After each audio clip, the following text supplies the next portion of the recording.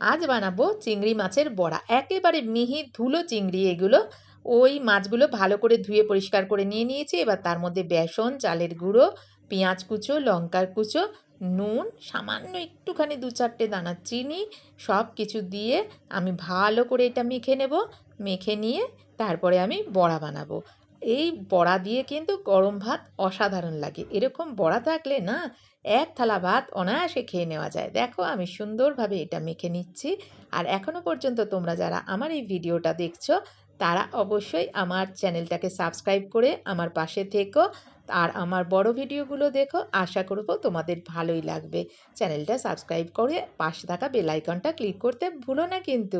তাহলে আমি যে কোনো নতুন ভিডিও শেয়ার করার সাথে সাথে তোমাদের কাছে তার নোটিফিকেশান চলে যাবে। দেখো বড় বড় করে বড়াগুলো আমি বানিয়ে নিলাম। বড়া পকোড়া যাই বলো, এইগুলো কিন্তু গরম ভাতের সাথে অসাধারণ লাগে। চলো আজ এই পর্যন্ত, টাটা।